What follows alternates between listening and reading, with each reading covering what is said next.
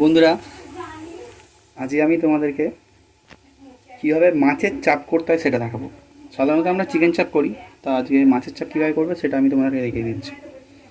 প্রথমে ফ্রাই প্যানের মধ্যে মাছ ভাজার জন্য একটু তেল দিয়ে দেবে। আমি সাদা তেলই ব্যবহার করছি। এরপর আমি মাছের মধ্যে সামান্য পরিমাণ লবণ মিশিয়ে দেবো। এরপর আমি লবণটা ভালো করে মাছের সাথে মিশিয়ে দেবো। বন্ধুরা, তেলটা গরম হয়ে গেছে। এরপর আমি মাছগুলো আস্তে আস্তে দিয়ে দেবো।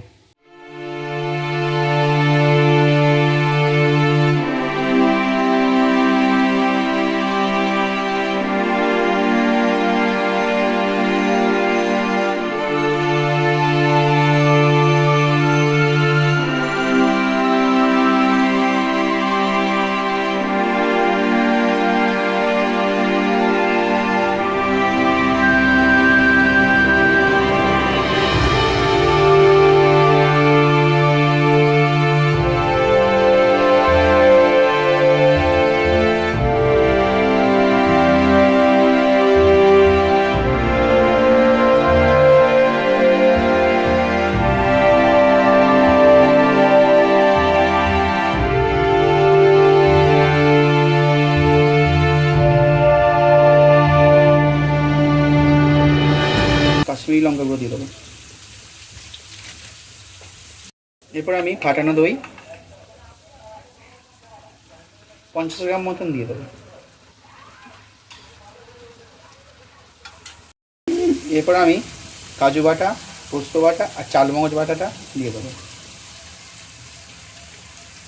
10টা কাজু দেওয়া ছিল আর 1 চামচ পোস্ত, 2 চামচ মতন চালমগজ বাটা ছিল। এরপর আমি সামান্য পরিমাণ জল দিয়ে দেবো।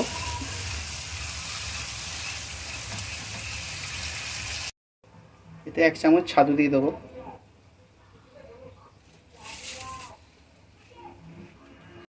A few moments later. সামান্য পরিমাণ কেওড়া জল, গোলাপ জল, 1 ফোঁটা মিঠা আতর দিয়ে দেবো। পরিমাণ ধনেপাতা কুচি, 2টো কাঁচা লঙ্কা,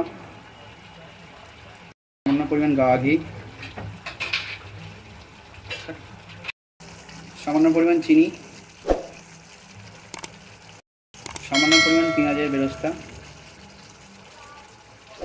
5 মিনিটের জন্য এগুলো চাপা দিয়ে রান্না করব। A few moments later.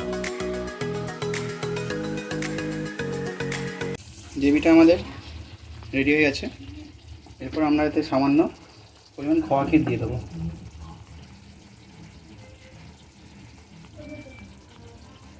এরপর আমরা এতে ভাজা মাছগুলো আস্তে আস্তে দিয়ে দেবো।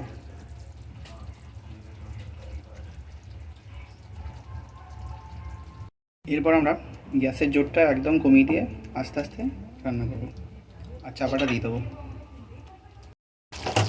5 মিনিট পর আমরা সামান্য পরিমাণ শাহি গরম মশলা দিয়ে দেবো। 2 মিনিটের জন্য স্লো ফ্লেমে রান্না করে নেব। বন্ধুরা, আমাদের মাছের চাপ রেডি। গ্যাসটা আমরা অফ করে দেবো। বন্ধুরা, এইভাবে তোমরা বাড়িতে তৈরি করে নিতে পারো কাতলা মাছের চাপ। ভিডিওটা ভালো লাগলে লাইক, কমেন্ট, সাবস্ক্রাইব।